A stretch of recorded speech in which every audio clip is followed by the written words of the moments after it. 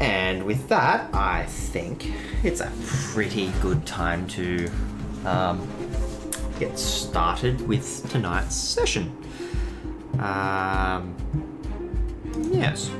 So, good evening, ladies, gentlemen, and everyone in between. I am Eli, and tonight I will be your host and Dungeon Master, and we'll be joined by Marky, Sandy, Nikki, and Jason as we continue our way through this campaign that I happily call Ojit's Tower. Please note that we are not in any way, shape, or form sponsored by McDonald's. So, last session, our group pushed further into the Sahagan tunnels, encountering more Sahagan. The group began to began to engage them when a Sahagan Baron, a very large Sahagan that has grown an extra set of arms, came tearing out of the watery... Thought for a second the music completely stopped.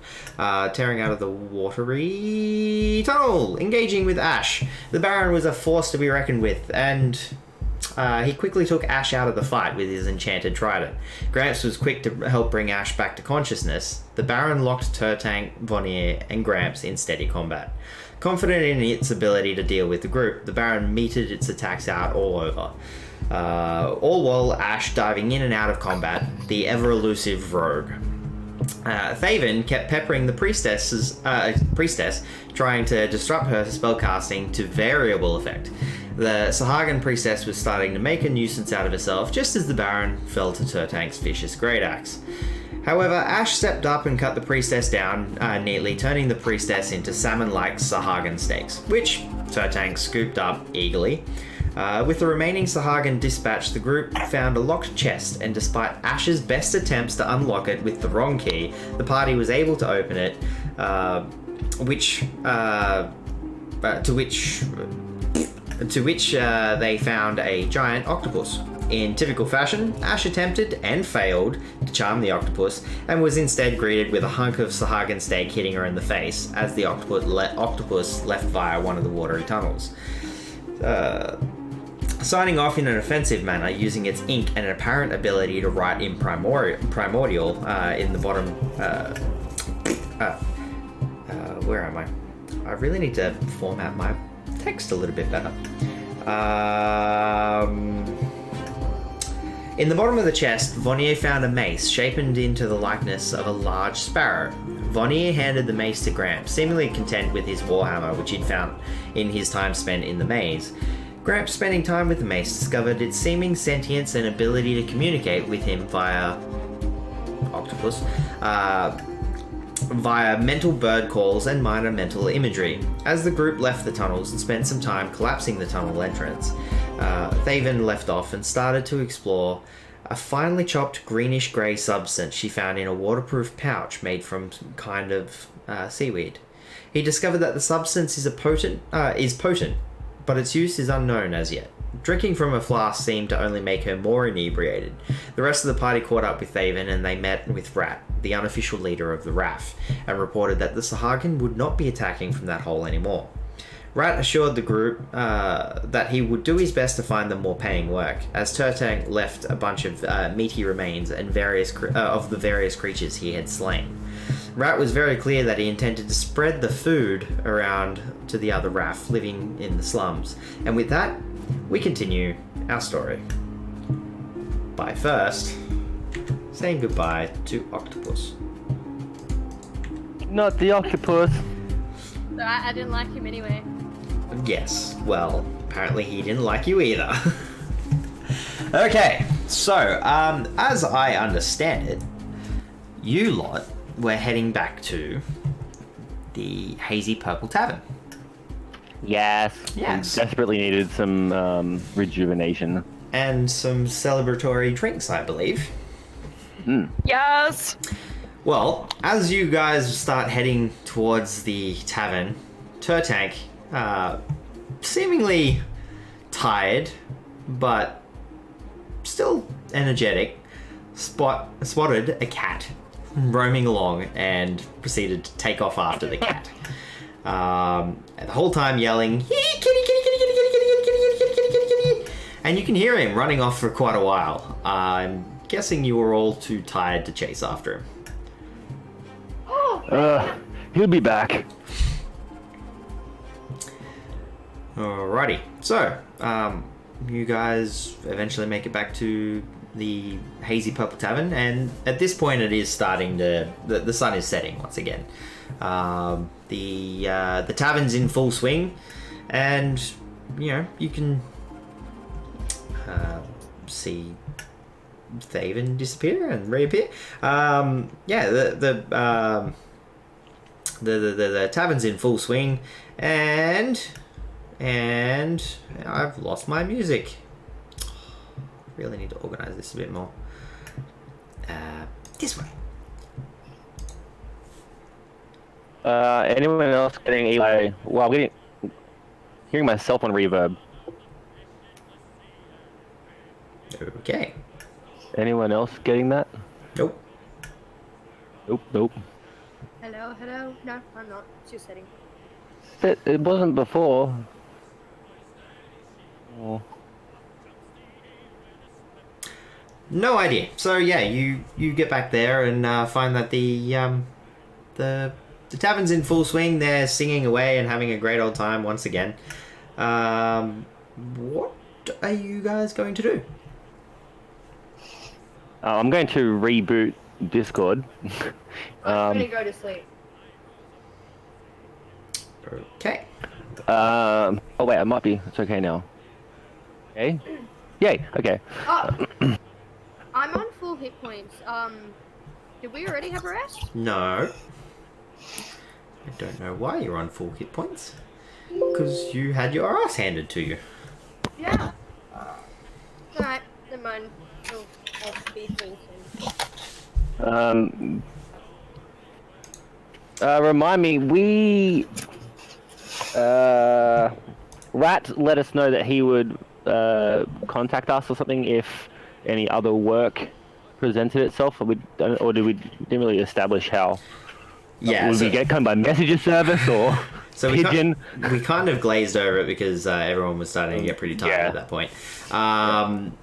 So basically, the way he would have sort of mentioned it is come back and see me, a bit later on, like probably the following day or something like that, and he'd go over what he's been able to discover.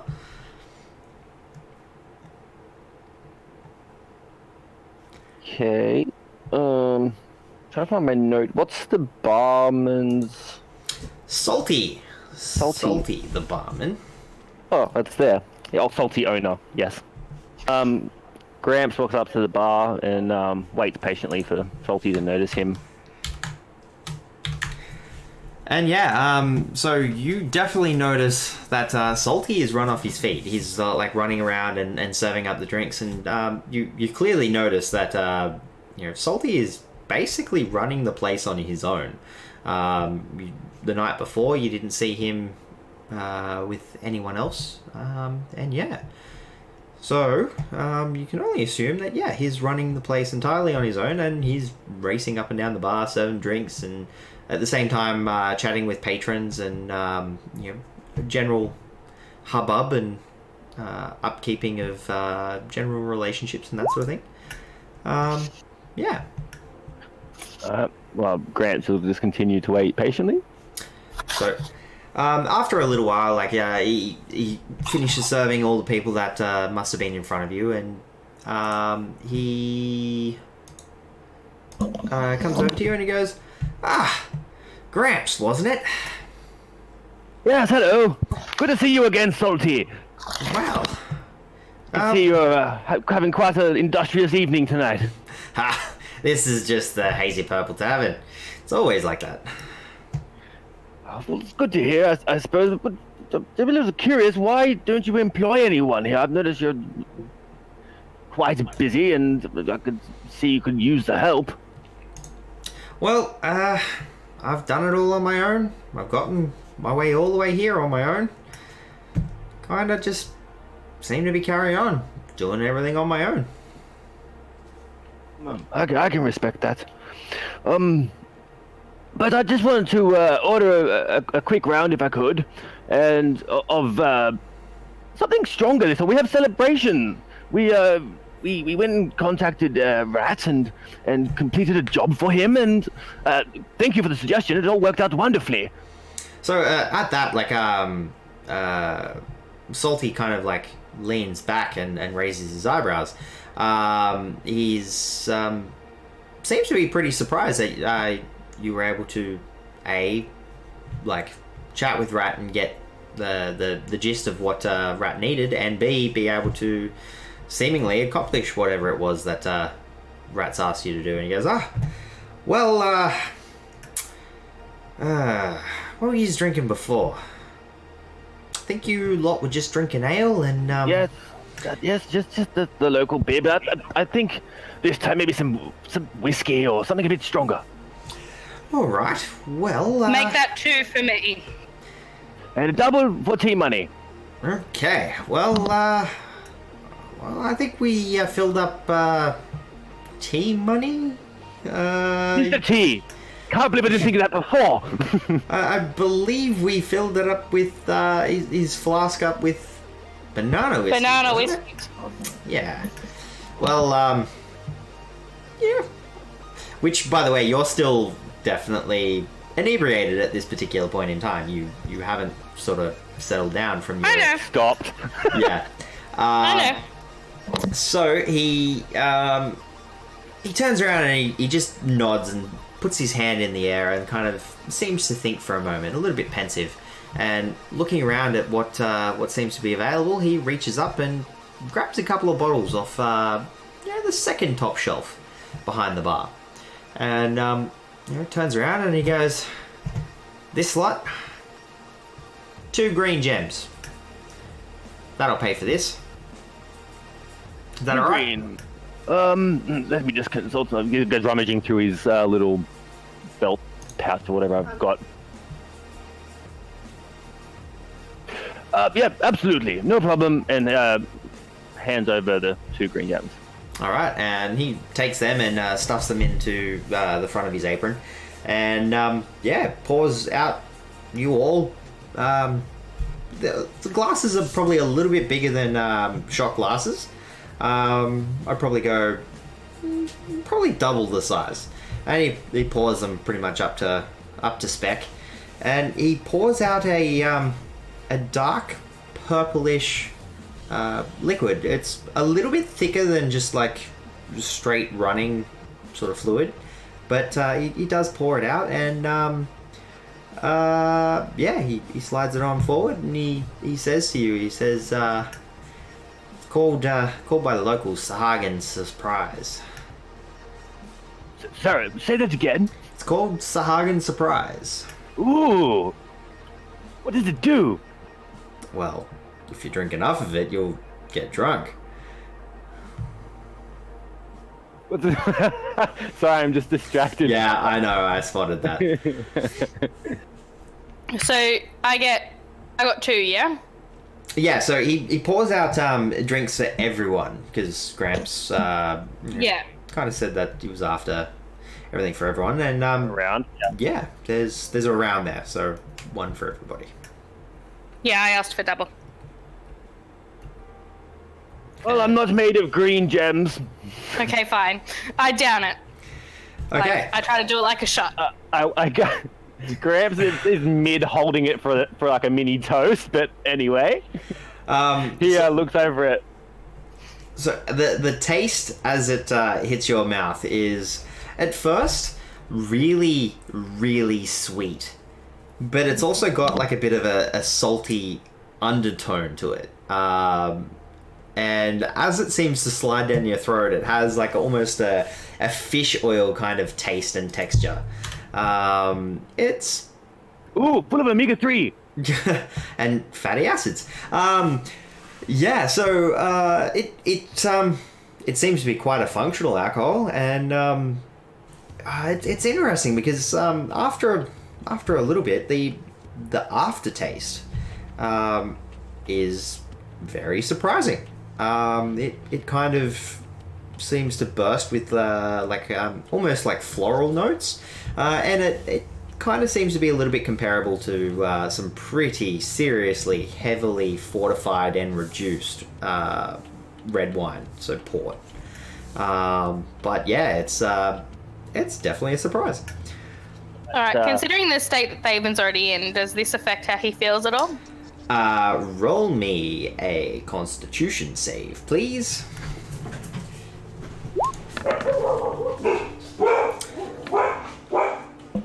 So that would be a 7. Yeah, so you've gone from being, yeah, I'm cool, yeah, no, it's okay, to drooling. And what, like, this sort of happens over, 10, 15 minutes, but when you really think about drinking alcohol, it usually doesn't sort of come on like that. And that slightly darkened peripheral vision is now starting to prickle with brightly fluorescent colors. They just seem to spark and disappear. It's nothing. There's no pattern to it. It's very random and sporadic. Yeah, it's definitely a different experience. Gramps turns to Vonnier and Ash. He says, yeah, well, sorry, Ash is asleep. Turns to Vonnier then. Says, well, a job well done. And, raises it in like a little mini, like not a full toast, but just an acknowledgement tip, I suppose you could say. And downs it, yeah. Is the effect the same for him, or is it more because Thaven's or otherwise imbibed? Well, I will get you to roll me a Constitution save. Okay. That was a 16.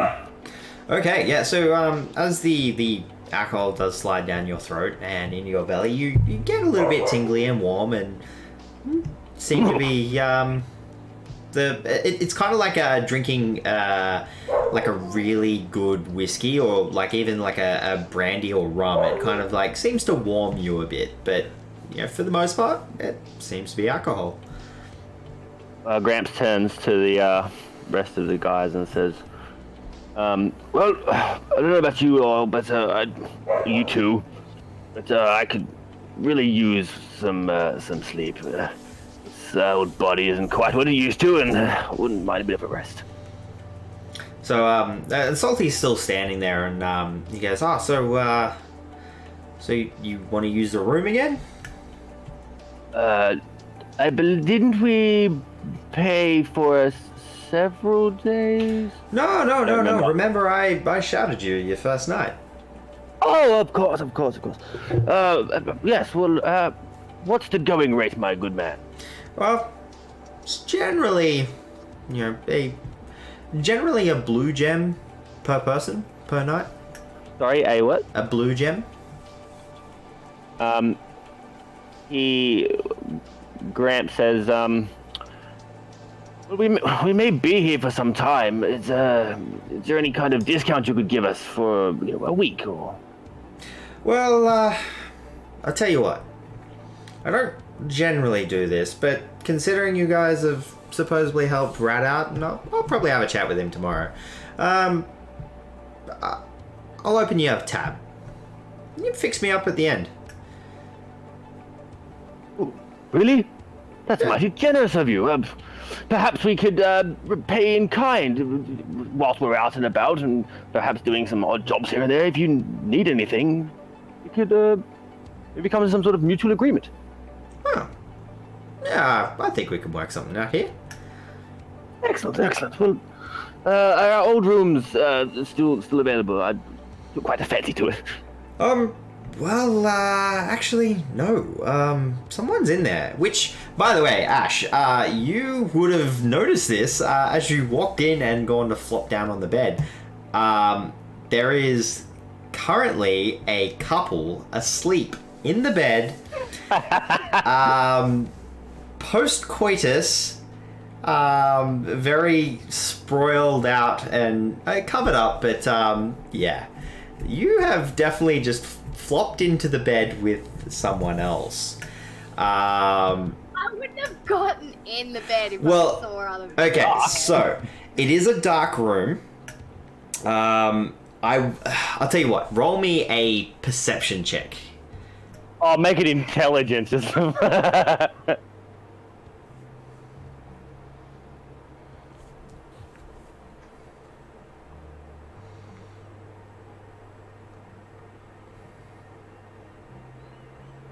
Okay, so you needed a 10 to see them.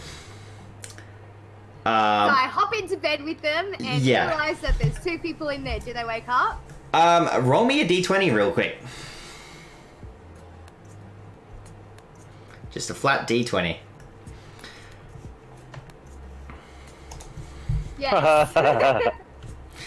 So, when you've flopped into bed, you've flopped straight on top of the lady that was there, and you headbutt her.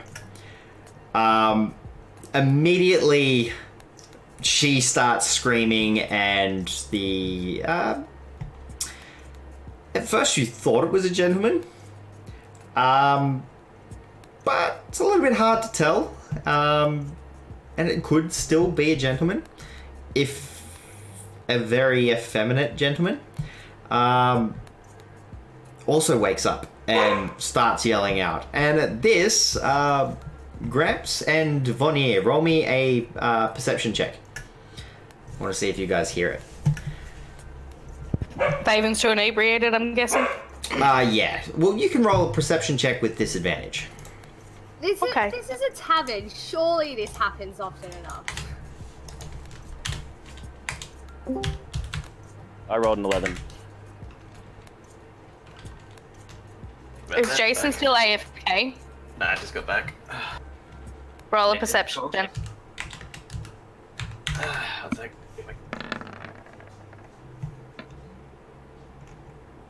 She hears it. No disadvantage. Yeah, that's right. So even though I rolled a 19, mine is, yours is normal. Okay, so Vonnier's would technically be at disadvantage because of exhaustion. And we've got Gramps, Thaven, and Vonnier, and also Salty. So the 3 of you do indeed hear the scream. Salty seems to be distracted by someone else at the bar. Okay, but is it like? Would you describe it as more like it could be a lover's quarrel, or is it a high-pitched terror type? Well, the on one half of it, it does sound like a lover's quarrel. However, the other end of it is the second person yelling, "Get the fuck out of the room, you pervert!"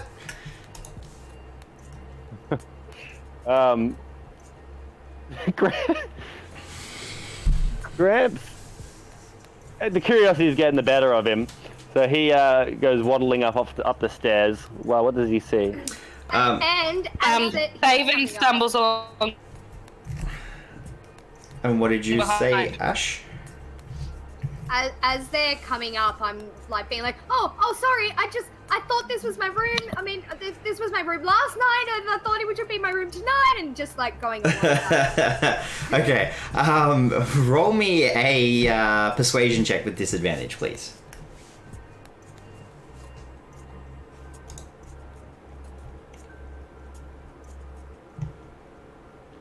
Okay, so that was an 18. Don't forget to call your rolls, guys. So, What's the disadvantage? yeah, no, that wasn't with disadvantage. Roll again. You're welcome, Sandy. Is it you moving my mouse? No, I can't move your mouse. Never mind. It was just slow. I rolled it and then it didn't work, and then my mouse fucked out, and then. That's alright. Yeah. Can you roll 16. that second one? Huh? Yeah, I got 18 on my first roll. Ah, 16 okay. on my second There roll. Oh, it yeah, comes. you just load Yeah. it now. Yeah, and your webcam went black. So I'm guessing there was an issue with your interwebs at that second. Okay, yeah. So the lady that you head-butted, who's clearly holding on to her head, has got the blanket pulled right up around her, and she's just shaking her head. And the other person, which when you're with your eyes adjusting, you can see is a tiefling, still of unknown gender. He's just looking at you and just pointing to the door, and yeah, you can. At that moment, Gramps walks to the doorway, says, "Whoa, Ash!" And at that, the tiefling pipes up and says, "What is this? A fucking peep show? Get out!" Oop, my apologies. Gramps embarrassedly and quite swiftly leaves the room Okay. and shuts the door behind him, leaving Ash in the room. I turn to the lady and like put my thumbs up and nod my head and then just walk out the room. Okay, and yeah, so the tiefling is shaking their head, and the lady is like just avoiding eye contact. At one point while you were trying to get out, probably would have been pretty clear that your hands landed in wrong places, completely by accident. But yeah, they're a little bit uncomfortable by the whole situation, as I suppose you would be with some random person flopping into bed with you while you're asleep. Anyway, so yeah, you you leave the room, I'm guessing. That's what you said, yeah? Yes. Okay, so you leave the room and close the door behind you, and you can hear them like angrily muttering to themselves through the door as you look around, and Vonnier, or Thaven and Gramps are there. Did you follow up as well, Vonnier? Is that what happened? No, he would. Yeah, I stumbled up. All right. Gramps grabs David and says, "Nothing to see here, nothing. Let's just go." Okay. Ash is just doing Ash things. Best rogue ever. So, I'll go downstairs and get the key, I suppose, from All right. So the salty. So as you head down, and Salty sees you and raises an eyebrow, and he goes, "I was distracted by, a patron for just a moment, and you two disappeared." No. I'm sorry. We just thought we heard something. It turned out to just be Ash. It's all good. And just like to know which rooms are in fact ours, if you wouldn't mind. And at that, hold on.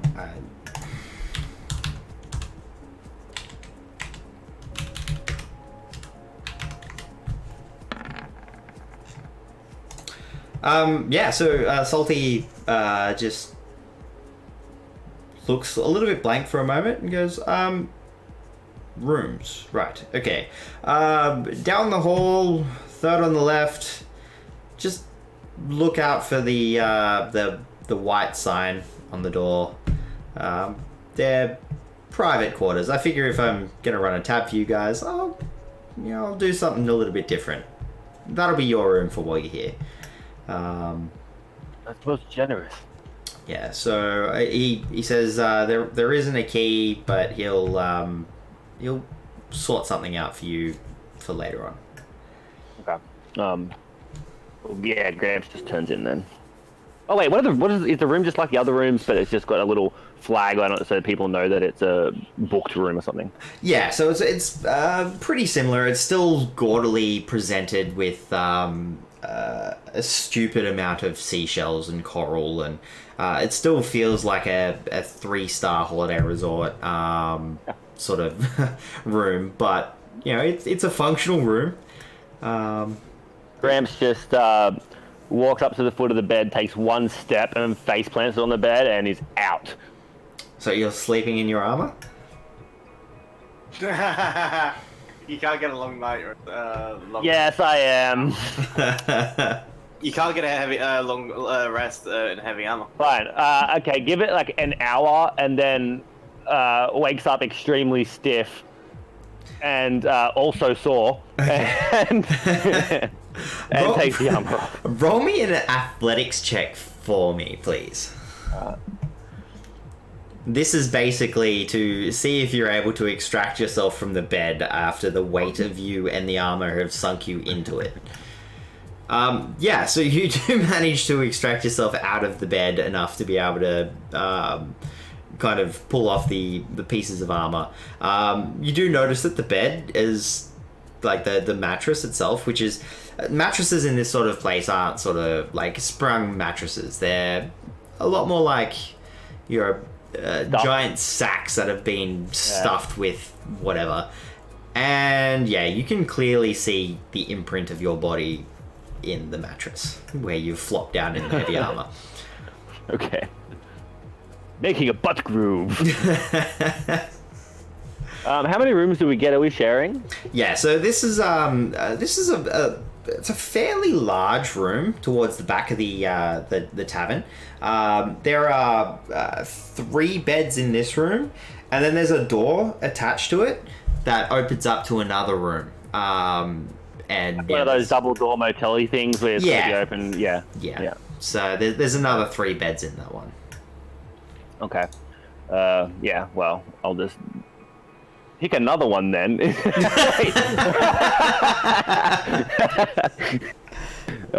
What's everyone else doing? Because I was, indisposed for an hour. Yep. Okay. So what about everyone else? How are you settling up for the night?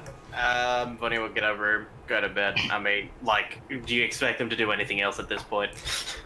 No, but I needed to hear it. Daven remembers to take her scale mail off before going to bed. And Ash does the same, but she sleeps butt naked. Okay. Makes sense as to why it was so easy to steal the bracelet then. Cool.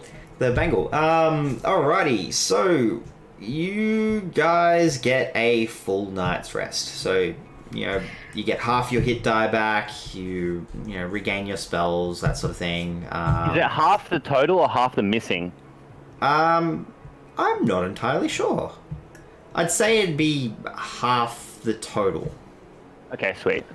Yeah, well, that'll be the ruling from now on. It's half the total when you have a long rest. And yeah, you'll recover your hit points.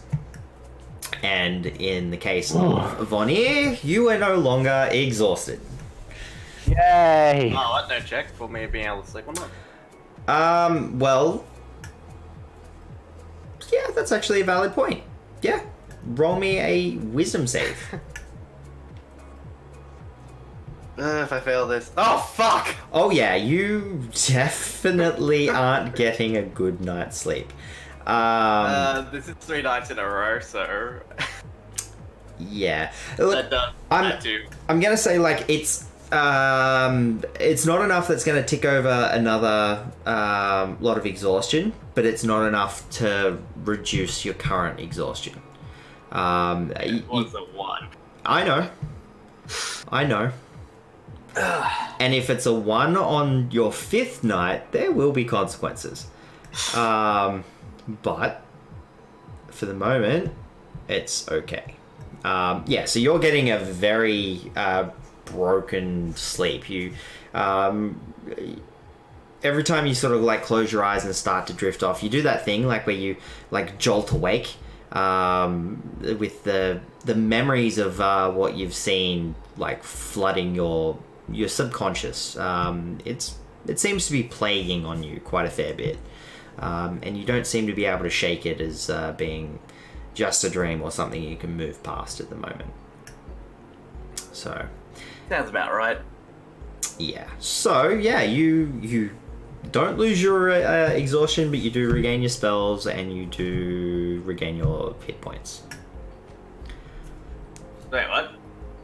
Yeah, you regain everything, but you're not getting rid of your exhaustion. That's how I'm gonna rule that. Sorry. Everyone just keeps cutting up on me. I'm having a Oh. really bad connection to the internet at the moment, so. That sucks. So yeah, as I just said, yeah, you regain all your hit points and spells, but you don't lose your level of exhaustion. You don't gain it either because you got enough sleep to kind of stave off increasing your exhaustion, but not enough to recover. Yeah, okay. Okay. I also get my hit die back. Yeah, half of your total hit die, and yeah, you get your health back as well.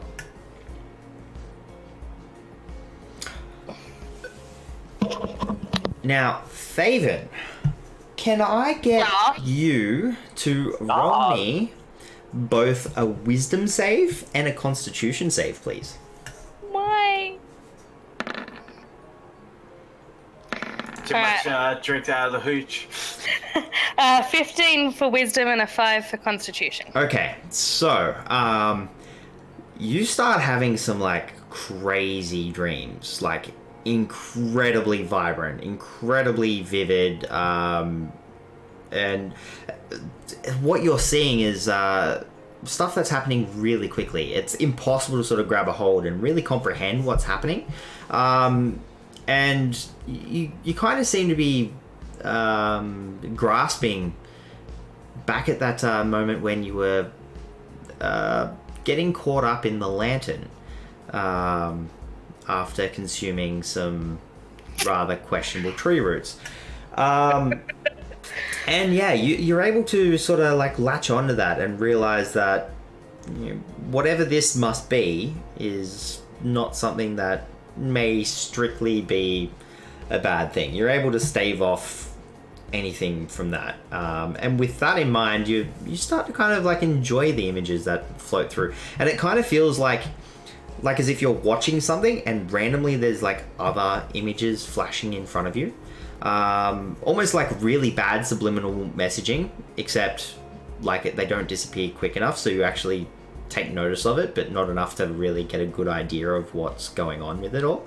And yeah, it's you're seeing like forests, and you're seeing rivers, and you're seeing fish, and you're seeing like a crazy battle that's happening, and you see a ship, and you see plants, and you see like a field of vegetables just swaying in the breeze. You see like thunderstorms and rain, and you see mountainscapes, like huge towns, and tiny little villages, and all this sort of thing, and you have no idea where any of this is coming from a point of reference, but yeah, you're seeing all of these things, and it's fascinating. So as far as the constitution side of that, while you're asleep, you've thrown up, and I wake up covered in puke. Okay. I haven't yeah, done that so before. It is not fun. I will get so did you which room are you in? Because each room has 3 beds, so which room is everyone in? The first one I came across. Okay, so you're in the first one. Gramps, are you also in the first one? Yeah. And I'm guessing Vonnier probably would have gone to the second room. The one I was not in. Which room did Ash go into? She's in the room with us. No, not with David. She would be in the room with Bonnier. Okay, so I'll get Like 2 to a room and the Yeah. middle bed spare. So, Gramps, roll me a perception check, and I've also rolled a perception check. Am I looking at a dragon staff in the background right there? No. Okay. Yes. So roll me. Roll me a perception check, please. It's just a mop. Okay. It's like a 4-pronged mop. Okay. Go perception check. Okay, perception check.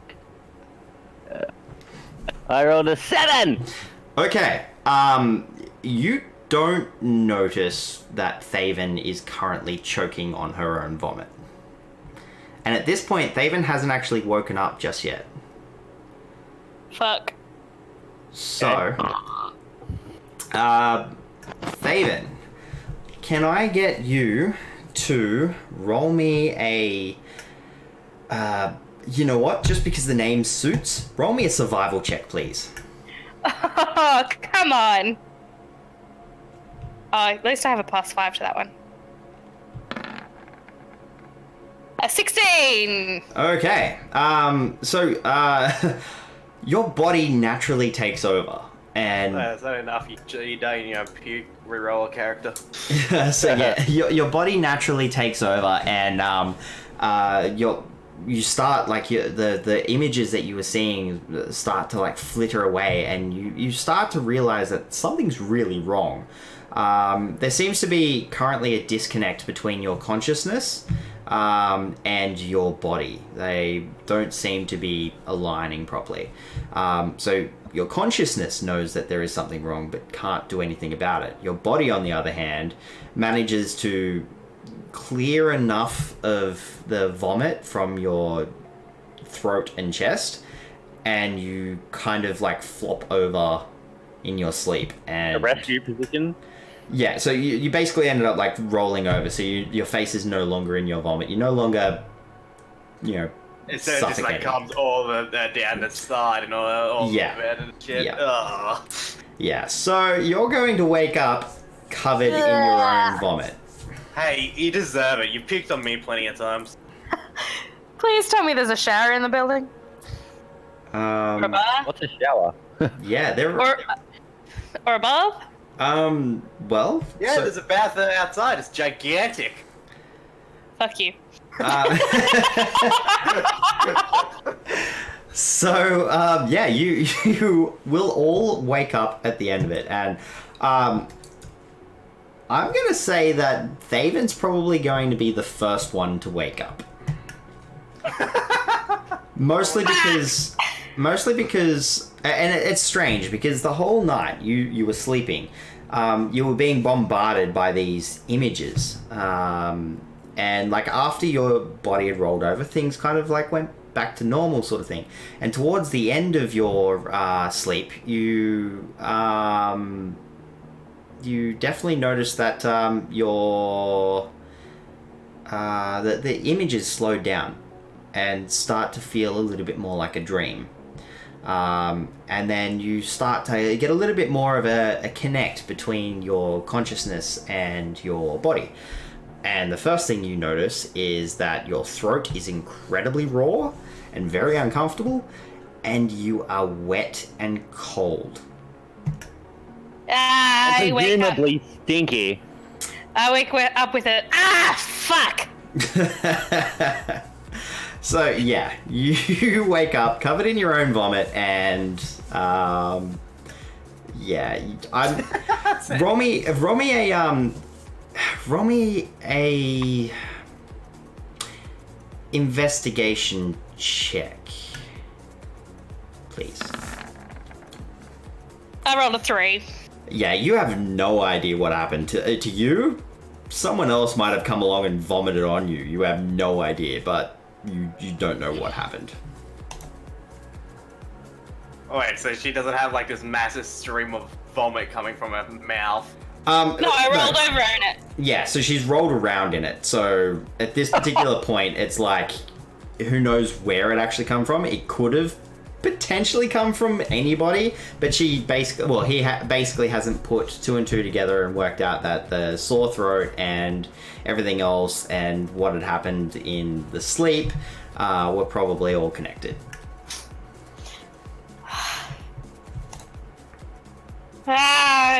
Fuckity fuck. That Gramps wakes up and goes, What's wrong? What's happening? Oh my god! And it stinks. Oh! It is What like happened? it is like yogurt that is like ripened in the sun. It is awful.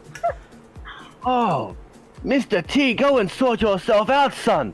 Oh, no more drinking for you. I don't think it was the alcohol. Wait, Yeah, Do I know- I think it is. do I know that it's probably because of the drugs? I'd probably say at this point you wouldn't know because A, you don't know what the substance was actually intended to do.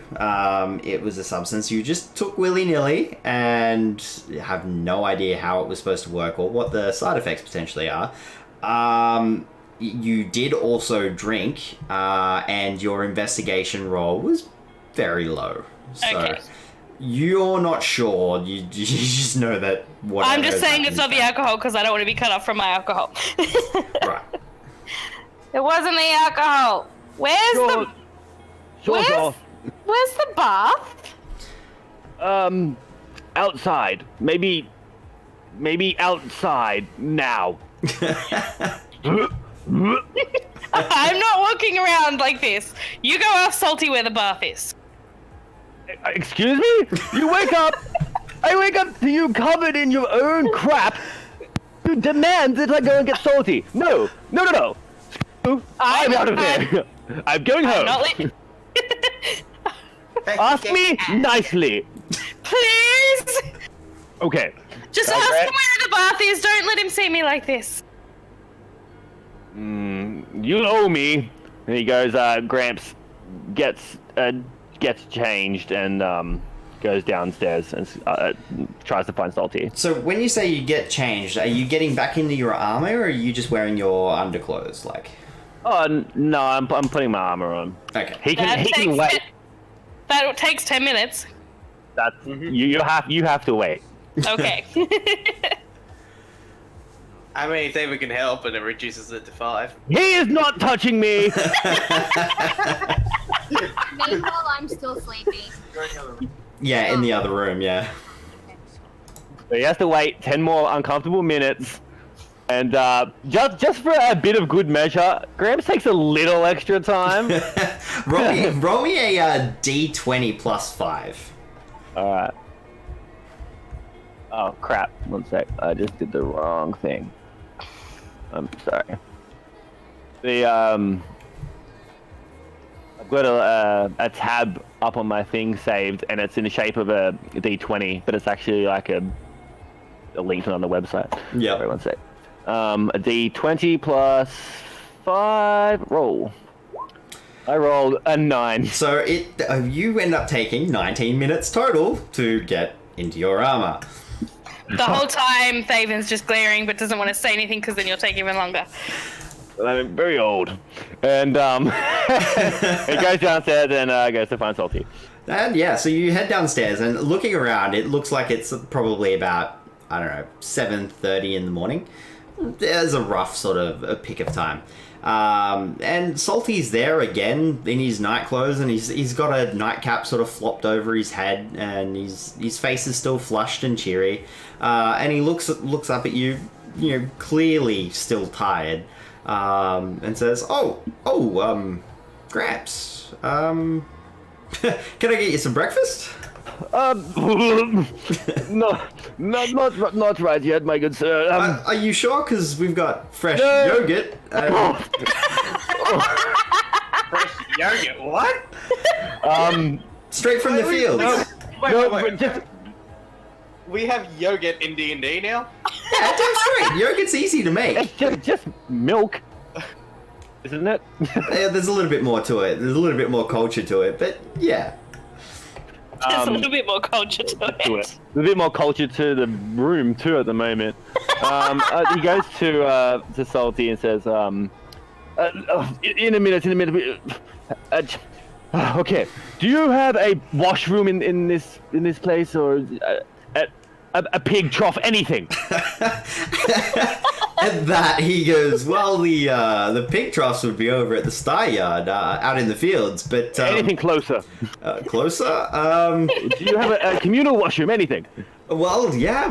What seems to be the matter? You seem very urgent about this. Oh, I just had a really rough night, and I just need to get clean, and perhaps if I wouldn't be too much trouble if I could grab just a sponge or something.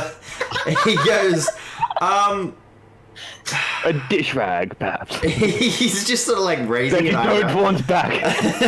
At that, like, he's just raising an eyebrow and he goes, "We've had some older people come through and stay with us before. Did you shit the bed?" Keep it down! Come on! Give a man some dick. Keep some dick.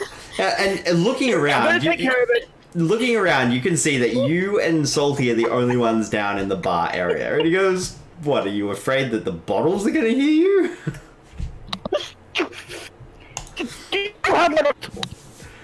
He goes, all right. I'm guessing you're going to need some sheets and that sort of thing. There's a bit of a, like, outdoor communal bath just, a little bit down the road. That's kind of your best bet. I don't have a big enough tub or a way of doing anything about that here. And lucky for you, it's early enough that I don't think anyone else is going to be there. So, yeah, I'd go down there and I'll take some sheets into the room and you can deal with that. And goes upstairs, goes straight into the room, looks at Thaven, and says, "You fucking owe me!" and wrap yourself up. The room's gonna be taken care of. There's a washroom just outside. Come on. So, And at this point, I'd like to bring a point of notice that this building that I sort of painted around, that is the Hazy Purple Tavern. Yep. Okay? So, keep that in How far mind. do I have to go while covered in vomit? It is kind of like down here, so you kind of have to walk around. It's about from there. It's about a 3-minute walk down the road. Okay, I wrap myself in a clean sheet from the third bed.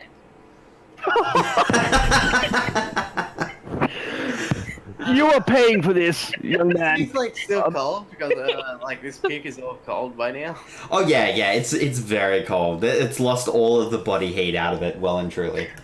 I just don't want to walk down the street in public covered in vomit. That's all. Yeah. Well, I'll come with you if you like. Keep an eye out for you. Keep people out of the room. Salty thinks I shit myself. And Wait. Salty thinks what?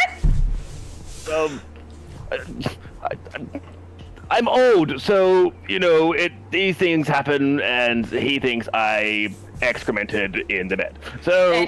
And you let him take your dignity and protected mine. You seem very perturbed. I am a little bit. Let's This go. isn't some kind of weird fetish for you or anything, is it? Just stares at it. All right. I'll be nice. You're being nice to me. I should be nice to you. All right, let's go. Okay. Yeah. Gramps just plays chaperone, and is there anyone at the bathhouse or along the way we have to deal with?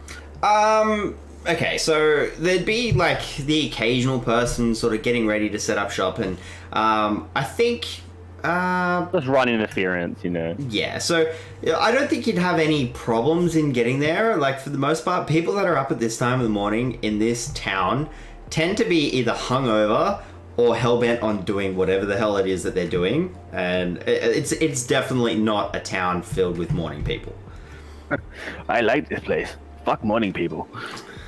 So yeah, I'd say you'd get there without any real issue or anything like that. And the bathhouse is, as I said, it's like an outdoor sort of communal bathhouse. The water itself seems to be fed in from a spring, and even though it's not salty and briny like the ocean, it does still have a tinge of salt to it. So you're guessing that it's probably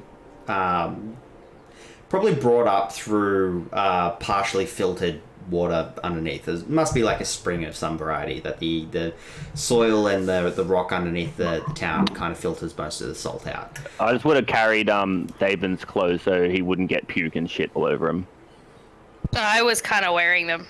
Yeah. You sleep in your travel garb? I just took off my scale mail and went to bed. Oh, okay. Well, I would have brought that then. I was too drunk to. Yeah. Take off I'm the gonna rest. have to- You're gonna have a Yeah. very chafy morning. That's exactly Yeah. what I was thinking. Yeah. Just. Yeah. Okay. Yeah. All right. So yeah, I'm guessing it's probably going to be pretty easy to get yourself all cleaned up. Now, just while you're doing that, My clothes are gonna be soaking wet though. Well, they can be sort of wrung out, and you wouldn't see it under the scale mail. okay. So while you are in there cleaning up your shame, a couple come down and get into the water. Grants, roll me a perception check, please. Okay. Sure. Perception. Where are you?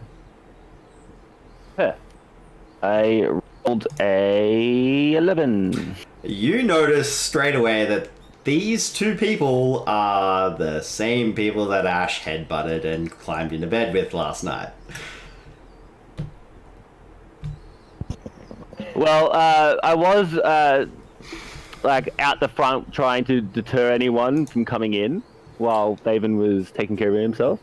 So yeah, as a point of reference, this communal bathhouse sort of thing, it's not like a walled in sort of thing. It's more like a big deep sort of spa, like this huge spa sort of thing. Like it's close to a swimming pool, but it's only like 4 feet deep, and it's not really something that you could stop anyone from being able to get in there unless you would walk around this very large circular sort of pool thing and then go nope, the pool's closed. But yeah, they are coming over towards the thing. The communal bathhouse isn't sort of a private affair. It's kind of like a Roman bath sort of thing. Oh, I'm sorry, Thaven. There's only one way that I can think of to deter them. Gramps walks over. He goes, "Oh, how do you do? I hope I don't want to be too presumptuous, but I'm in the middle of a bit of something here with my my sling. Could you come back in 10 minutes? Just give us a few minutes to wrap things up, if you know what I mean." And at this, the tiefling, which even in the morning light is still incredibly androgynous. It's very difficult to work out which way this tiefling's gender would sit. Not that it really matters, but you're not sure. And it just raises an eyebrow and says, "Well, at least it's not a peep show." And sort of wraps the arm around the lady's arm and walks off, and they're angrily muttering and sputtering between each other. All right, crisis averted. I'm assuming Thaven was too far away to be able to have heard this conversation. I possibly was too distracted. All of the above. Excellent. Cool.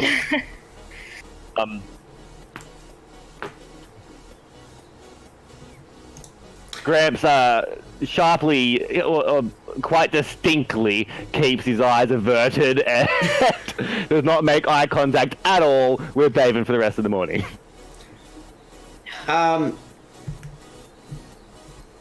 Yes. Okay. No worries. So what about Vonnie and Ash? How is your morning going? I'm still sleeping. Can we? Oh well, when it's appropriate. What do you call it? There is something I need to say to them. Okay. Vonnie, no. what are you? Are you awake at this point, or?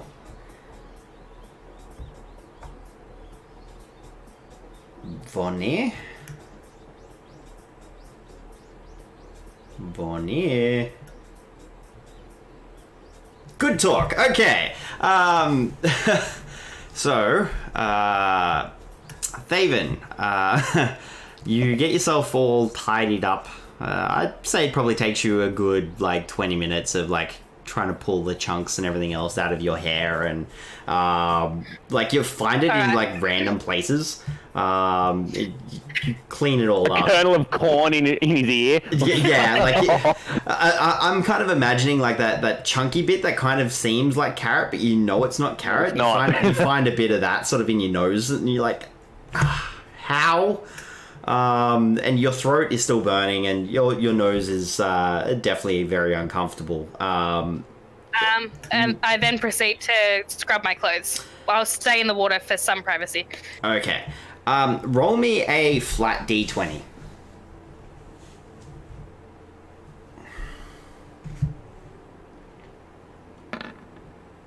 I rolled a natural 20! Okay. dope. Yeah, so you managed to very effectively remove all of the vomit and all of the chunks and all of the potential stain from your clothing. After it dries, it's probably going to be perfectly good. I wring it out as best as possible and then put it on. Are you wearing your armor over the top of that? Yep. Okay then. Can I roll a d20 to see how well I wring it out? Sure, I'll let you do that. Yay! It's not gonna be as good. I rolled a 13! Okay, yeah, so you managed to wring out most of the water. Because of the way that the armor kind of hugs and everything else, you're probably going to end up with a bit of a case of, crotch rot by the end of the day. But it's not exactly the most pleasant thing, but it's not like you're walking around wearing a bog. Alright. As soon as Thaven gets himself sorted, Gramps walks back to that purple hazy thing. The Hazy Purple Tavern? Okay. Are the shops starting to open yet? Yeah, so this here, that green line is kind of like the main drag running through the town, right? All along the main drag is just a whole bunch of common shops, things that you may sort of necessarily want to find. You've got a baker, you've got a butcher, you've got, I don't want to say it, but you've probably got a candlestick maker. Yeah, you've got someone that will cut your hair for you. Okay. You've got just basically most of the shops that you could possibly want on just a day-to-day sort of basis along the main drag. As for where the what do you call it, the bait and tackle is, I shall color that one in for you right now. And Thank you. I'm going to make it green because reasons. This one is the bait and tackle. Actually, get rid of that one because that was a little bit dodgily drawn. Let's try that again, hey? That is the bait and tackle. Yep. Is it starting to open, or have we still got to wait a bit? Yeah, so you get there, and at this point, it was about 7:30 when you woke up, half an hour. Yeah, so yeah, the channel would indeed be opening up. You'd get there just as he's sort of pulling up the shutters on the front window and opening the door and putting an open sign out, and yeah. Which, by the way, the entrance to the bait and tackle isn't facing the main drag. It is actually facing the back of the Hazy Purple Tavern. Awesome, that's even better.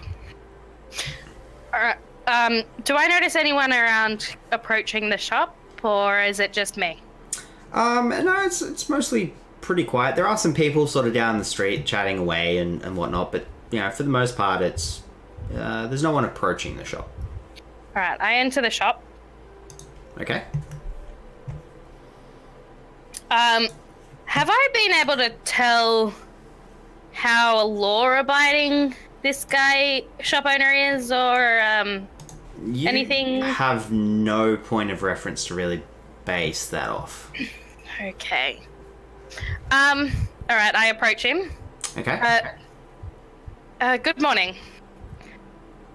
And he just sort of nods to you. Look, I know I kind of stormed in here as a bit of an asshole the other day, and I want to apologize for that. He just kind of like shrugs and seems like dismissive about that. I have something I'd like to see if you could potentially identify. Just raises an eyebrow. But I would prefer some discretion around this item. At that, like he grins a bit, and just sort of like waves you forward, and kind of like he's waving you forward and like shaking his head slightly, like, "Come on, let's have at it." All right. Is there a countertop that he stood behind Oh already? yeah. So looking around, the bait and tackle. It's a stone building, right? It's almost more like a warehouse, but it's got a clear shop kind of feel to it. There's the front door of the bait and tackle is a heavily reinforced wooden door, and there's furniture around, some comfortable looking chairs that look like they're made kind of in the elvish sort of style. It's it almost feels like the building has been repurposed. Possibly at some point it was maybe like a barracks or like a military storehouse or something like that. And looking around, you can see like random collections of like arms and armor that are almost more like display pieces. Like it doesn't look like they're for sale, but not because he doesn't want to sell them, more because who would want to buy them. Okay. It kind of has a very, oh yeah, they're left over, so we left them there kind of feel to those. But it is very clearly a shop. Yep. So I approach the countertop and I position myself so that if anyone looks through the windows or tries to open, or comes through the door, they won't immediately see what I am pulling out. Okay, yep. And I pull out my little pouch made of seaweed with this substance in it, and I just open it slightly so that he can kind of just see in it, but not enough so that he could access it. Okay, yeah, I have to just make a quick roll here.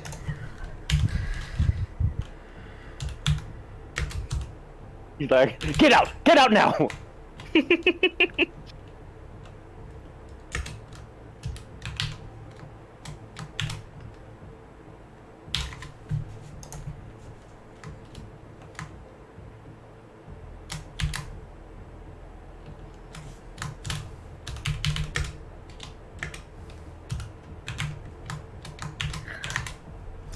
God damn it, I can't remember the command.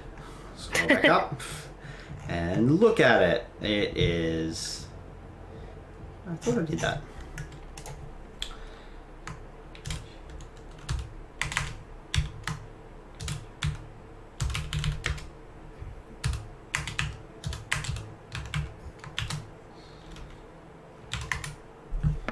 There we go. Okay, so he kind of looks you up and down and looks at the substance and just kind of smiles and closes his eyes a little bit and shakes his head and looks you square in the eyes. Like his brown eyes, incredibly fierce for a halfling. Like he is a halfling with very fierce brown eyes, and his blonde hair. It's kind of, it is styled in some very orderly dreadlocks. Like a lot of care has been taken with these, and so he just looks at you and grins a little bit, and then says to you, "You used it, and you didn't know what it was. You want to know what it is, what it does, what it's meant for, and how not to repeat this, and he kind of like motions towards your obviously wet clothes. Yeah, something along those lines. Thought as much. So, it's called green kelp,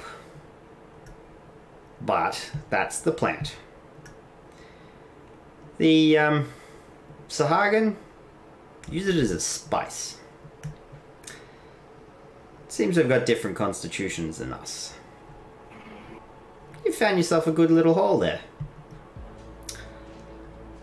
We generally refer to it as the kelp hustle.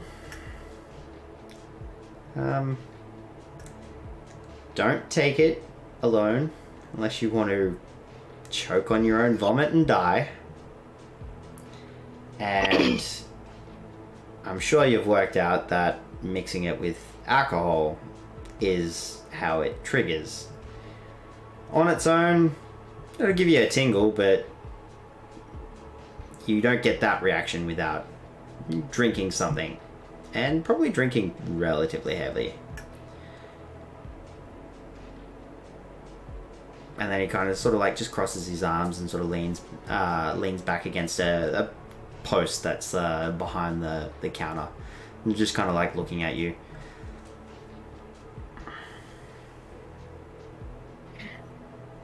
Thank you. Well, if that's what you come here for, that's what you got. What else can I help you with? Nothing else. And I hand him a green gem as payment for the information. Okay. He takes the gem and sort of, looks at it, and then puts it on the counter, and says, "You can earn that back in a little while. Come and talk to me in a few days." I'll be back. And with that, I leave. All right. Vonnier, are you back yet? He may not be able to hear us. Sometimes drops out for him. Okay, what are you doing, Ash? At this point, it's probably about like 8, 8:15. I am sleeping until somebody wakes me up. Okay. Oh, Jason, you're back. Yeah. What are you doing, Vonnier? It's about 8, 8:15 at the moment. Been here for a while. We've been calling you for a while. Well, I'm in and out. I've got to just.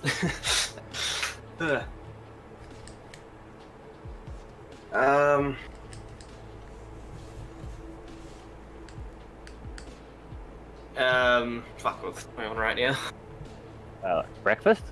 You're asleep. It was just like up, go breakfast. All right. So you head on downstairs, and I'm guessing Gramps is sort of walking in the door, or has been in the bar area for a couple of minutes. I'm guessing you's going to go over and address Salty. Good morning, buddy. How did you sleep?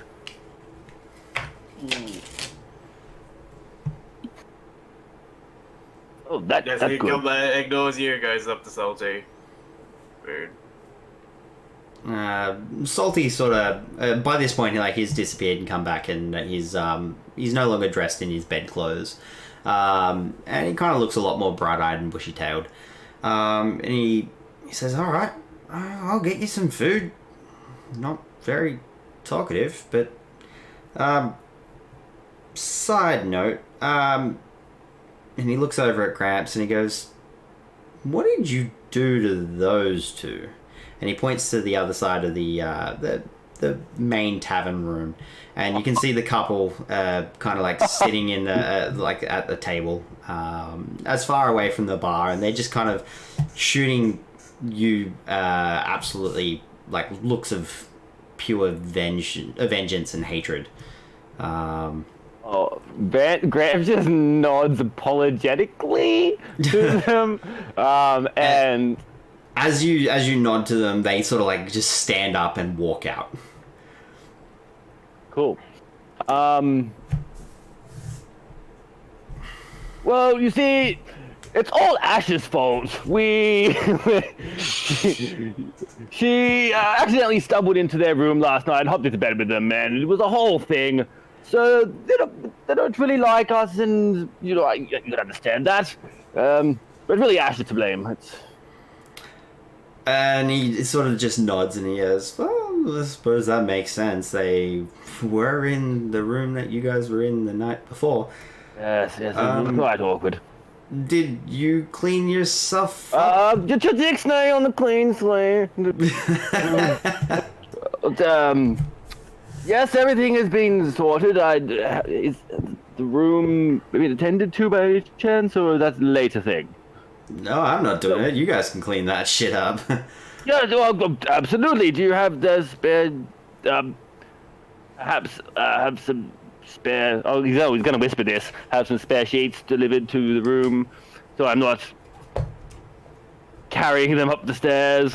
Oh, actually, no, that's fine. Actually, that's fine. Gramps goes, yes, if you wouldn't mind, I would like to attend to that problem we had. If you could get me some fresh sheets, that'd be fantastic. At that, he turns around and says, you would never believe what happened last night. Some drunken fool came into our room thinking it was dead. It then vomited everywhere, and it was just horrible. This is not too salty, but to Bonnier. Right. And anyone else who might be hearing this. And as you're going through that, there are a couple of people that are walking downstairs, and then one of them just like bursts out in laughter and then shakes his head, keeps walking, like walks straight out of the tavern. But yeah, so anyway. Question. Answer. Did Cramps pick up the sheet that I left that I wrapped myself in on the way to the bathhouse? I don't know. Nope, I didn't. Neither did I. Oh well. Someone else's problem now. Okay. All right. So yeah, if I could grab some extra sheets to go and clean up that. Yeah. So Salty goes back. Like he's heading back towards the kitchen, and he goes, "I'll give you some sheets. All right. Hope this isn't going to be a regular occurrence, but..." No, absolutely not. I can guarantee you it's just something... A pigeon pipes up and says, doesn't Ash have precipitation? You don't know that. Don't know that, and Ash isn't here. Yep, she's still asleep in her room. I said a pigeon does. Oh. The pigeon doesn't know that. The pigeon's asleep in another room as well. Salty goes back into the kitchen sort of area, and you can hear some clattering, and it sounds like something's been thrown on the stove, and then it goes quiet, and he comes back with a bunch of sheets and whatnot, and he just hands them to Gramps, and kind of like claps you on the shoulder, and says you best get it done before you go to sleep. I will do it right now. And is Thaven come back in yet? I don't know. Has Nope. Steven? No. Nope. No. Okay, well, Gramps goes mumbling to himself how much he hates Thaven. Well, not hates, but just mumble grumbling about Thaven at the moment. Right. Goes upstairs and unenthusiastically takes care of the problem. Just Right. after Gramps walks up the stairs, like a Deus Ex Machina, I walk in the door. Okay. So I'm just gonna say he just takes care of the problem. Took care of the problem. No worries. Yeah, then comes back down and orders food. It probably takes about 10 minutes, 10-15 minutes. No big deal. Comes Getting back it down and sees Thaven. So, was there anything that you wanted to say or do while Gramps was upstairs, Thaven? Glass of the strong stuff, thanks. Salty? And Salty sort of like looks at you and goes, "All right, on the tab, I'm guessing." Oh, I'll just pay for it. Alright. The same as last night? Green gem. Yep. Okay. Yep. He goes, have you got a flask? Because... Yeah, it's kind of half full with banana whiskey at this point. Okay, well, I'll tell you what. I'll hold the green gem, you can have a drink, and you can get another 4 more out of that. Okay. I down it. Okay. So, Wait, yeah. what? He got 4 drinks from 1 green gem. Yeah, but you also got 4 drinks from 1 green gem. 2. Oh, He 2. paid 2. Okay, so, well, yeah, he goes, you get 2 drinks out of that. Okay. And My I down it. apologies. And I kind of like tilt the glass towards him as if to say, "Can I have the second now?" And he just sort of like raises an eyebrow and he says, well, alcohol technically will give you some calorie intake. It's not really breakfast. And I just tilt the glass again.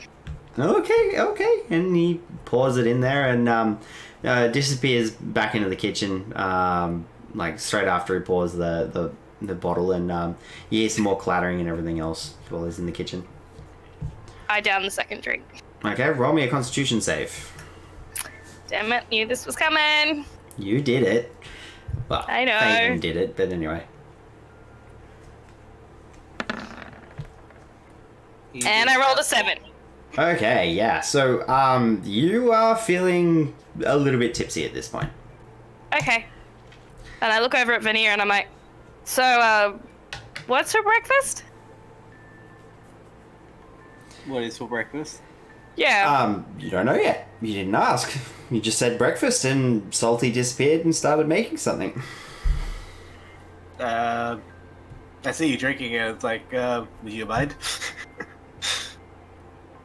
I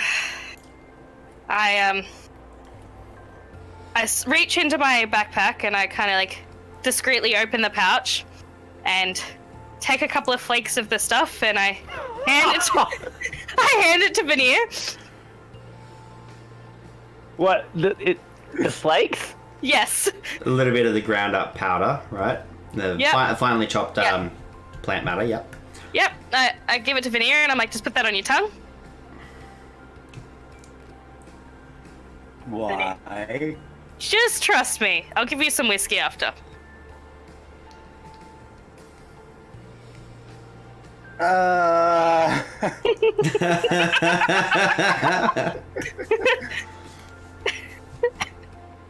I'm sorry, you didn't really put too much context into it, so, Yep.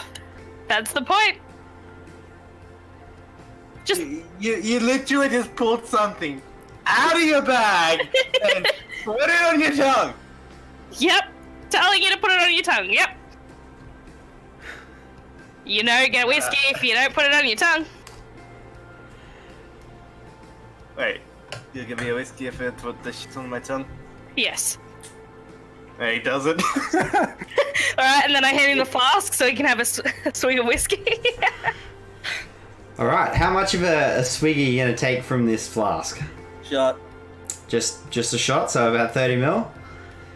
I'm a dwarf, so I'm fucking taking a fucking... A dwarven shot's like a fucking pint. Yeah, that is like a pint. That's like emptying the flask, so... Well, I've got 10 drinks left in the flask, so how many drinks are you taking? How much would be a dwarven flask? Sorry? How much would it be a dwarven shot at this 10 drinks? Without tasting the contents, you probably wouldn't know exactly, or have a good gauge on how much you Good would point. drink. He hasn't. He's been having really shit sleep, so he's having a really shit gauge of this shit. Okay, so he takes 2 drinks. Let's go for 3. Okay. Roll me a roll me a. Ooh. Roll me. What am I going to get you to roll? Just roll me a flat d20.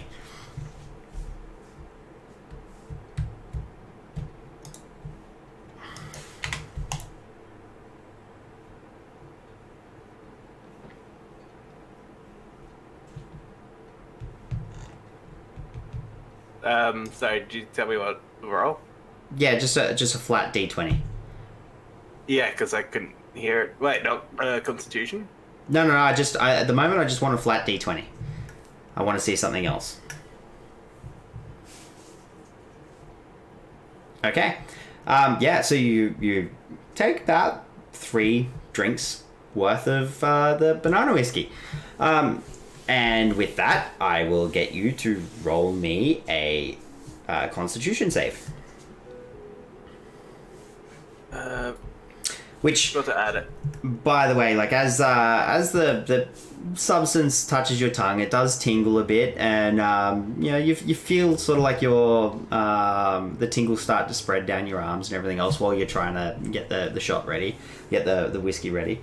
You don't know what you're in for, but it's there's something happening. We'll just walk us again.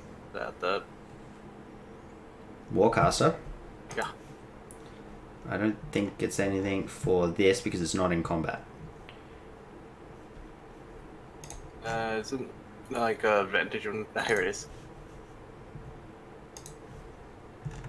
Ah yes, it's for freaking maintaining duration. Yeah. If it's just for the alcohol, wouldn't have advantage, drop in resistance and all. It's not just for the alcohol. Substances, it's poison the body. Just roll. I mean, like, I'm throwing my line out there. Come on, deal, you wanna... I know, and the fish aren't biting. Just roll. Damn it. Fucking DM fish. Yeah, so the tingle does intensify, and the sensation that there is something at play here is quite strong. But you get the sense that whatever substance you put on your tongue probably wasn't enough to get past your dwarven fortitude. Ah!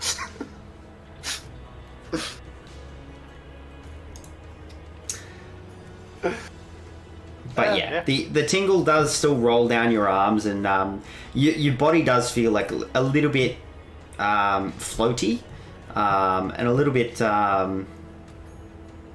airy. There's something going on, but yeah, not enough to get right into it. It's an interesting foray into whatever this may have been. As a side note, you feel yourself like a little bit more distracted, but nothing unmanageable. How's does that have any relevance to his mental state, in the sense that if he's distracted, he's less likely to be rudey, or you know what I mean, like any kind of positive reaction that way? It could go both ways. So yeah, it's kind of hard to really gauge on what the positives may be, if any, and it's hard to gauge if there's any negatives or what they may be. At the moment, he's just a little bit more distracted, and yeah, just finding that bits and pieces keep taking his what's the word? Concentration. Yeah. Oh, yeah.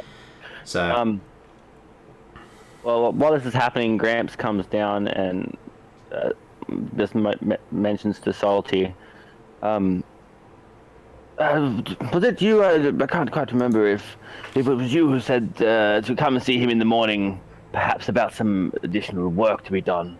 Well, roughly about this point, Salty's come back in, and he's carrying one large plate and another smaller plate. And on the plate that he puts in front of Vonnier, it's the larger plate. It's got a whole bunch of fruit. There's also like bacon and eggs and like breakfast sausage and that sort of thing, and like some sautéed mushrooms and all that sort of stuff. And he goes, "Here you go, Vonnier. I hope you feel a bit better. It seems like you got a lot going on."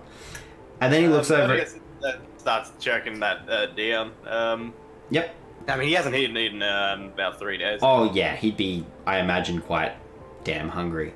And then with the smaller plate's got some fruits and whatnot, and it's got some of those sautéed mushrooms and a piece of bacon and like a single egg, and in a little sort of a little bowl or a little ramekin sort of thing, sitting off to the side there is some of that fresh yogurt, and he puts that in front of Thaven and says, "You definitely need to eat, friend.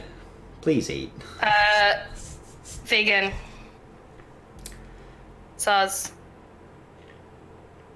So then he turns. What is vegan? He just sort of like looks at you, raises an eyebrow like that's no excuse, and turns the plate so the vegetables are facing you. So the fruits are facing you. All right, I start eating the fruits and the mushroom. Okay. And yeah, so with that, like he looks over at you, Gramps, and he goes, "What can I get you? Probably something that's not overly fibrous, I'm guessing." Yes, please. So he like walks back and grabs another plate and comes back out, really quickly with and it's loaded up with sausages and bacon and like a few eggs, and roll me an intelligence check. I.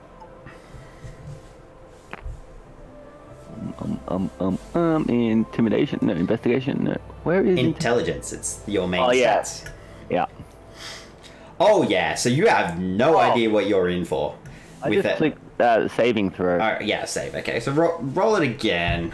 I'll give you another. Wait, so sorry, when you say intelligence... Oh, no, I'll still take it. I don't care. I just... Okay, so when you click the I think it's the one underneath, it rolls the save.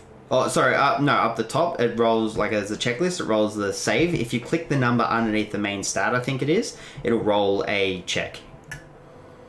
Okay, so if I do...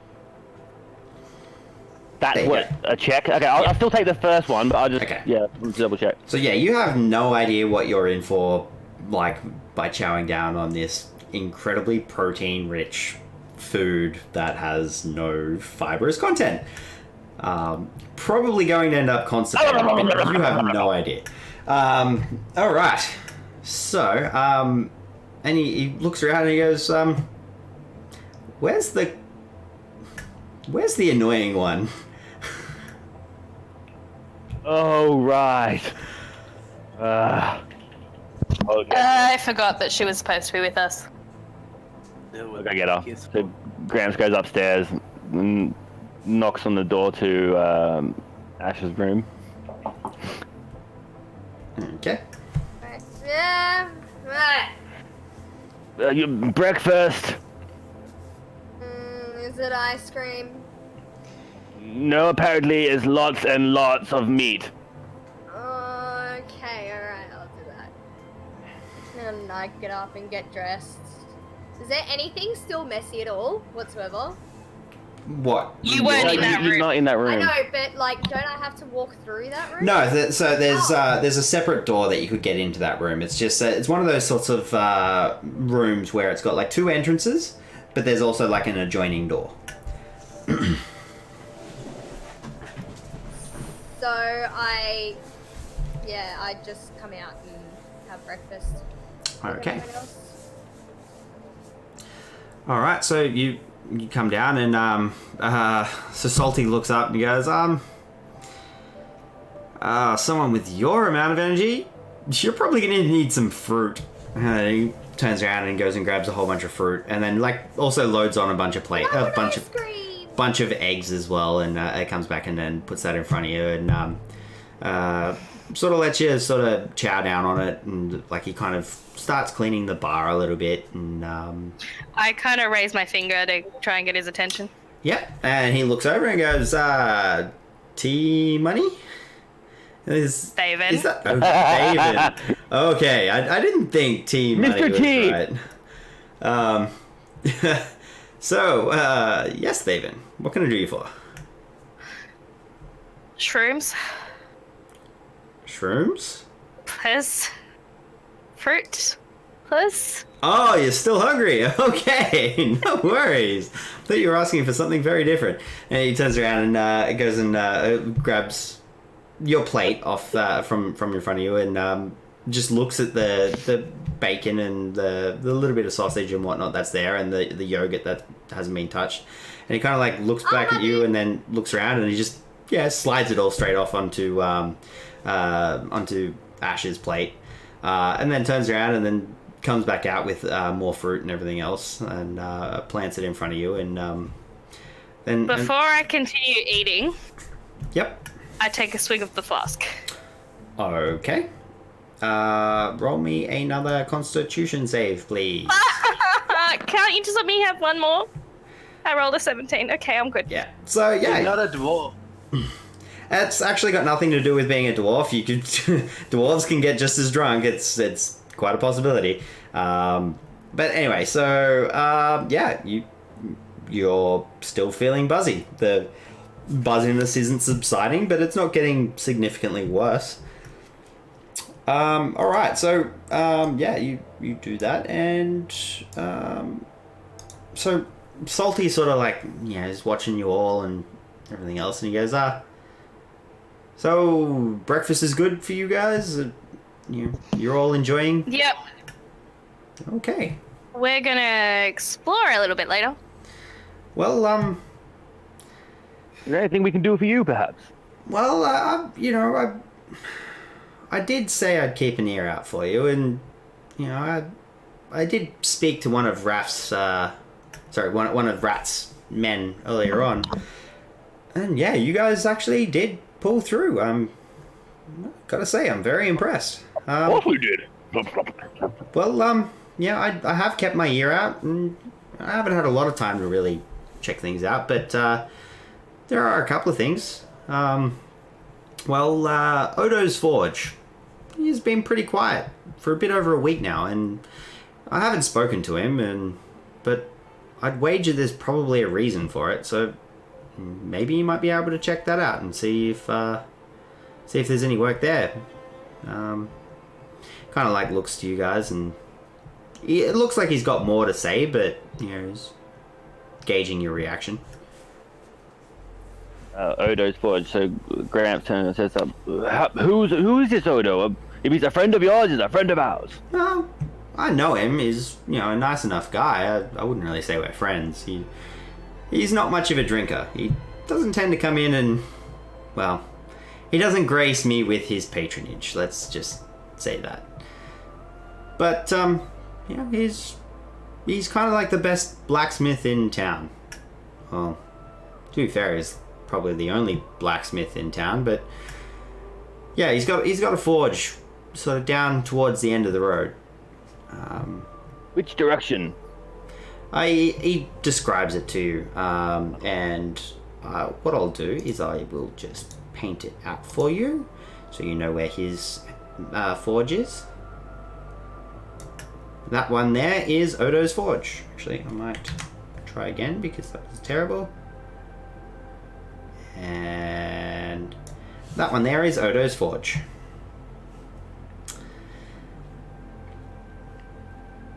Yeah, so he points it out and he goes, if you're not getting anything from Odo, or you don't really want to mess around with being sooty or whatever it may be, the Mr. Quiet himself, Chenna,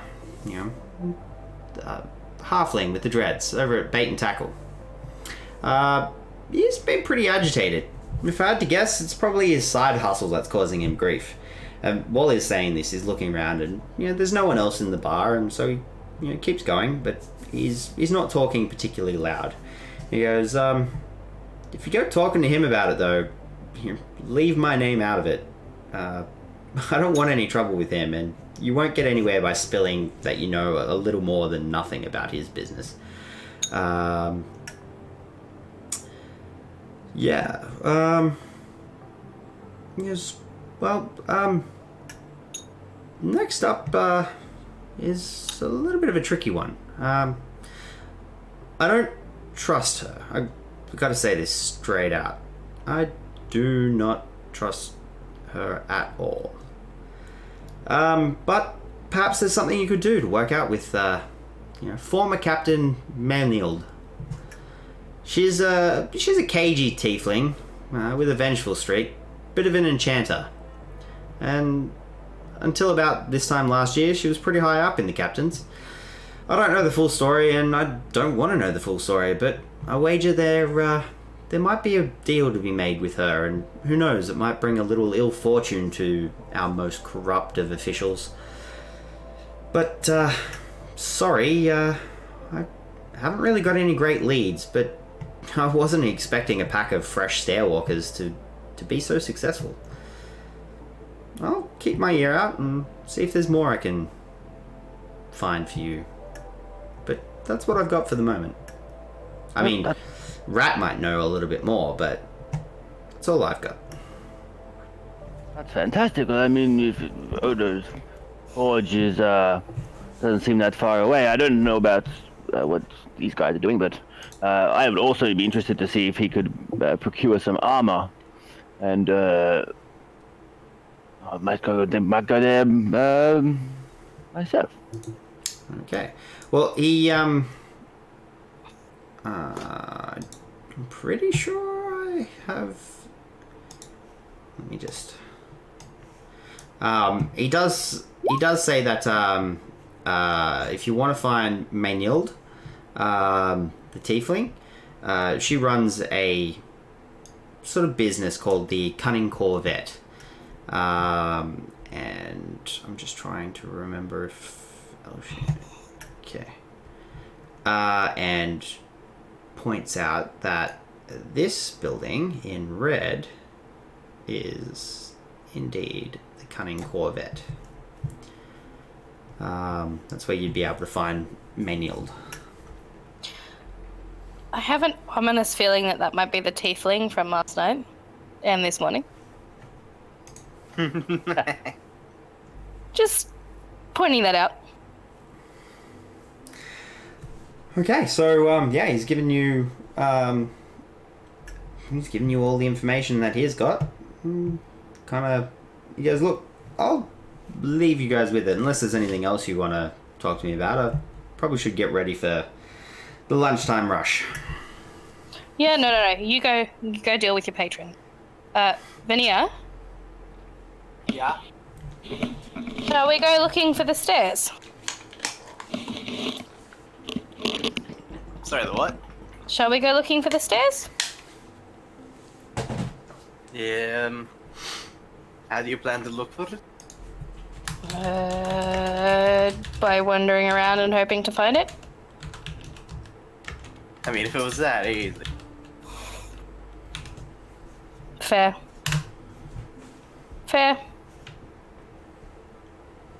I doubt it would be anywhere in town. We know it's on a compass, it's... Actually, Bunny is depressed. I will go for full detail. I doubt it really would be able to find it. We'll be trapped here forever. Fuck. Depressed potato. Okay, and with that, roll me a d20, please. Ooh. Let's see what the drugs are doing. 17. Yeah, so yeah, you do still stay a bit depressed. I'm a very depressed potato. I wouldn't say like very depressed, but you are sort of on the sadder side of the spectrum. Still depressed potato. Yes. Also, a quick question. I guess it's kind of been out of game. Would blacksmith be considered an armor as well? You don't know. You'd have to go and have a talk with him. Fuck. Metagaming pigeon. Saying that someone asked that. I just said that I was going over there. Ah, cool. But on that note, what time are we playing till? Because I kind of need to go to bed. Yeah, so I figure we'll give it maybe 10 more minutes. Okay. Ash has been very quiet this session. He's been playing. Yes. Yes. She has a new toy, and it is called a webcam. I just realized. She's been fucking around with the webcam the entire time, and it has been funny, but what are we doing? I'm just following everyone. I kind of imagine that Ash is sort of like following along, kind of like skipping, just for no reason, just like skipping along, following everyone. Yes. Look, it's like teeth whitening. You can just. Are you gonna get high sniffing that? Gramps turns around to the rest and Actually says, dating that? "Well, Anyway, your sister turns around to the turns around to the group and says, well, I don't know about you all, but Odo's Forge is pretty close by, and I wouldn't mind finding out if he can make armor in that forge, and if it's gone quiet, well, maybe I can do something about it if you would like to come. That's where I'm going." If I wasn't so depressed now, I'll be rushing off. Follow that. I won't play. Yeah, so I'm running on stuff. alright, so you guys are heading over to Odo's Forge? Yep. Alright, well, you get there. It only takes you, about 10 minutes, roughly, to walk over to there. And yeah, you get there, and sure enough, there is no smoke coming from the forge. The forge is completely cold, which you imagine for a forge worker, for a blacksmith, it's probably pretty unusual to have a forge that's cold at 9:30, 10 o'clock in the morning. But yeah, it is definitely cold. You can see there's like a small house kind of attached to the forge itself. It's like sort of at the back behind the forge, and it's an open sort of setup. So you can walk in there, and yeah, forge is cold. You guys knock on the door, or what are you guys doing? Yeah, I'm gonna walk straight in. Yeah, I reckon not. Fuck walking on the door, we're just gonna walk straight in. Straight in. So the way the layout of it is, the forge is an open forge at the front, and then you can see that the abode is sort of at the back. So you'd have to walk through the front forge area to get to the door to knock on the door. So. Yep. Yep.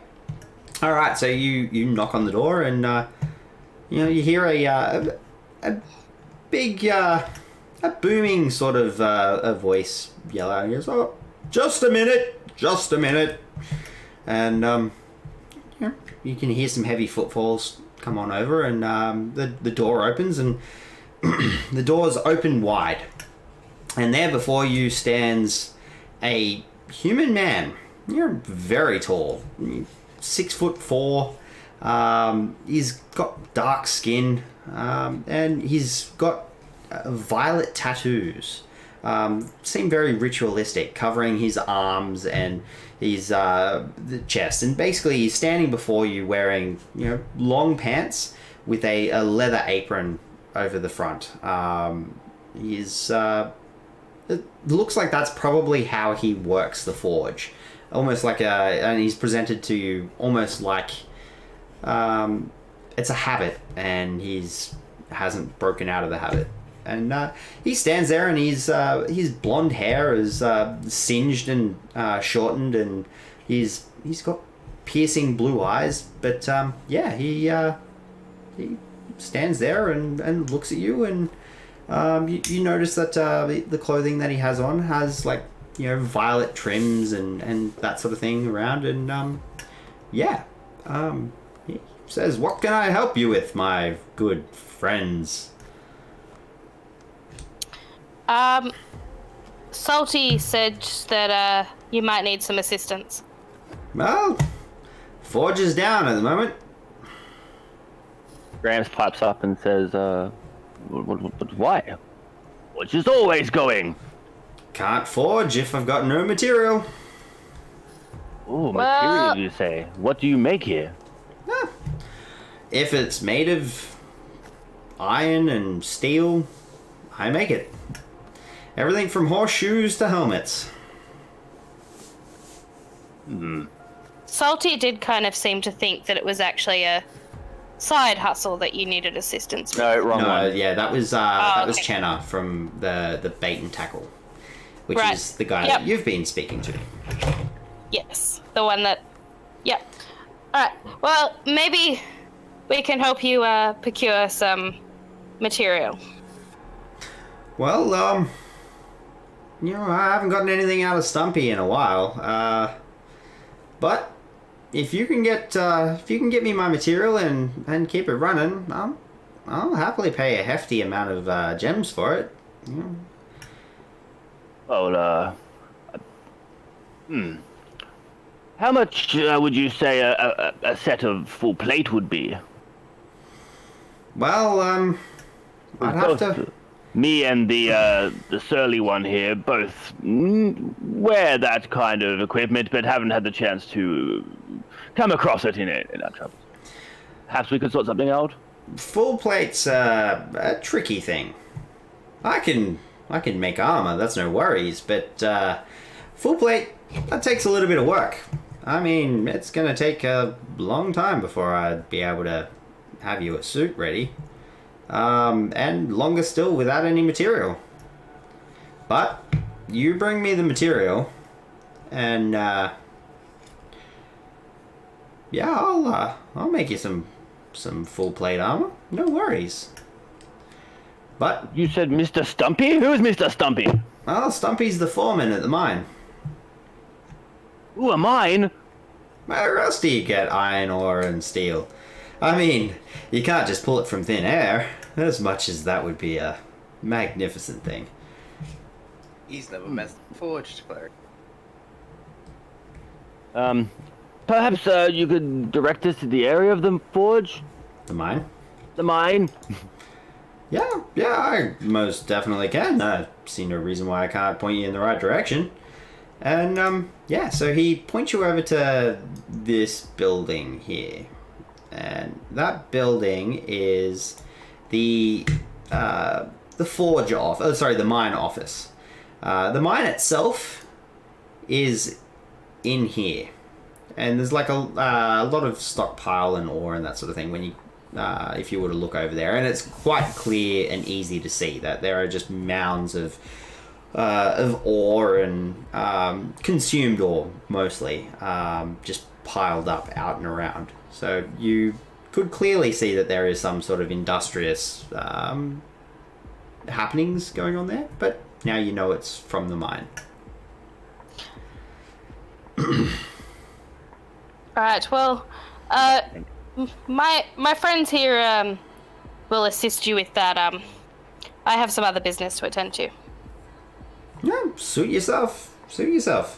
I mean, like, I am paying 50 purple gems if you can, open up the materials again. Alright. Age? Good point. Each? Well, seems like an awful lot to ask for just opening up materials. It's not like you're making... Okay, well, in that case, my friends will sort that out for you. Bigger share for them, I'm guessing. And he just grins at you, like, quite happy. He goes, I hope whatever you take up is engaging. Why, thank you. He kind of like, with that sort of like, kind of nods his head and throws his arm wide, like in kind of the world's most shallowest head bow. And then looks at the rest of the group and... Yeah, he says, well, if you get the mines running again and I get my material, we can discuss something about that plate armor you're interested in as well. Excellent. Well, what do you think, Vanir? Yeah, sure. You broke up. I didn't hear that. Yeah, sure. Oh, Ash, are you in? I feel like somebody should go over with David though. No, I'm good. Nah, I'll come with you, David. I mean, No, I'm good. You help out with the mining. It's all good. okay, all right, if you insist. Yeah, I insist. Are you sure you don't want to come? But before I go, do you happen to do studded leather? Well, I'm not a leather worker, but if I had the material, I could make you the studs. And is there somewhere around here where we could get said leather? Oh, sure. There is a leather worker. He's... Trapped in the mine. No. That's... I can't imagine why a leather worker would be in the mine. That's... Getting materials from monsters. Well... I don't know that there's monsters in the mine. Like... what kind Always of... monsters in a mine. What kind of establishment do you think they're running? I mean... fairly... But, alas, there is a restriction on the leather. You can only harvest leather from the animals you've got, and the cattle is not ready to be harvested. So... You know who has leather? Oh my god! You know who has leather? Turtank!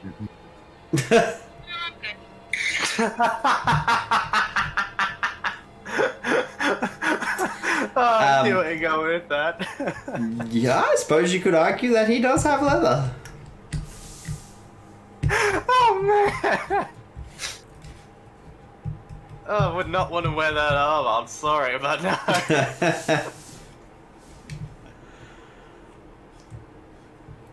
Alright, well, which direction do you guys feel that you are going to head? Gramps is planning on going to the office. Okay, so you know that there is the office, the mining office. You know that Chenna is possibly looking for... Well, he's not looking, or at least hasn't mentioned anything, but he potentially has a problem that could be settled. You also know that... that Maynild could be a potential source of work. And you also remember that Rat did mention that he'd keep an eye out for any particular work that may come up as well. So you do have plenty of options to explore. What would be your next step? Well, David hasn't said anything about what he wants to do. Yeah, I'm waiting for you guys to decide that you're going after the 50 gold gem. 50 purple gems. But I think we need you to come with us. No, you're good. You're good. I don't know, just the three of us. I mean, that's not very teamwork of you. You're just going to the office to find out what's going on. You're not entering the bloody mine. Okay. Or we could find out what the other people require before we make a decision. No. Yes, we definitely should do that. We should definitely do that. Yeah. Who's the next one on the way? Oh, I think that was Chenna at the Bait and Tackle. Yeah. No. You don't want to go to the bait and tackle. That's a shady place, that one. Alright. How would you know that? That's where I got my flask from. Duh. How was that? I think I would have flasked. I might want a flask as well. Let's go have a look at what they have and see what he wants. No, you'll make a bad impression. He doesn't like energy. But it's me. Everybody loves me. No.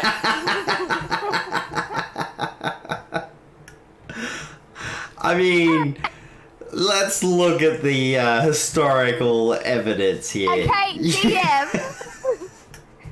Excuse you. Okay, You tried to get staunch with a chicken, and the chicken wouldn't put up with it.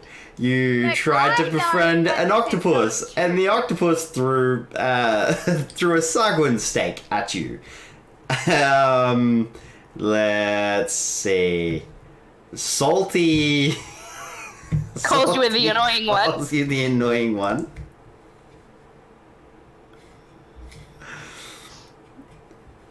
It's almost like your energy is intense.